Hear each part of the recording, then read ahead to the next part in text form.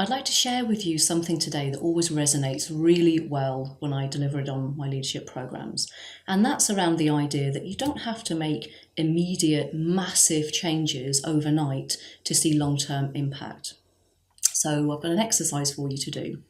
I would like you to imagine that tomorrow you decided you were going to make a very small change to how you work.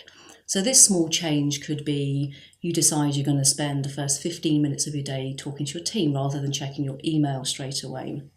Maybe you want to put your to-do items on Outlook rather than the bits of paper that you keep losing them on. Maybe you want to learn a new coaching question every day and try it out with someone in your team. So you make this decision tomorrow to make this small change, and then you do that thing every day for the next year. So on day 2, in addition to the thing that you're doing that you decided on day 1, you also implement another new small change. So on day 2, you're doing 2 new things, and you do that new thing for the rest of the year, so 364 days remaining in the year. Then on day 3, you decide to do a third thing, etc., etc. I won't carry on because this video is going to be about 2 hours long, but I think you get where I'm going with that. So effectively on the last day, you are doing 365 new small things. Now, if I asked you to do all of that tomorrow, that's never going to work because A, who could even think of 365 new things to do? And also, who could manage that? It'd be completely overwhelming. But this is kind of the drip feed effect. So let's jump forward to the end of the year where you're doing your 365 new things. Question for you.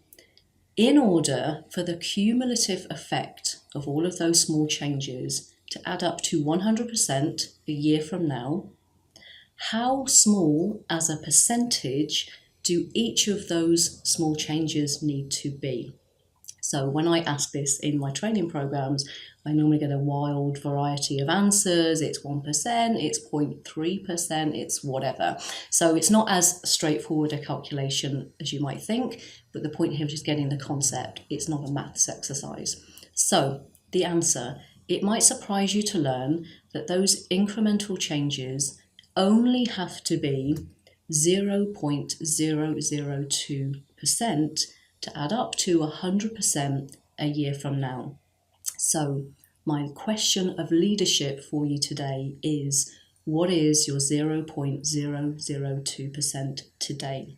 So when I first heard this from a brilliant colleague some years ago, this really resonated with me. And so just to get in the habit of doing it, I used to set myself an Outlook calendar reminder that just said, what's your 0.002% today? Now, I don't need to do that now because it's in my DNA, it's my way of working, but I needed to do it at the time. So if that helps you, please feel free to do that.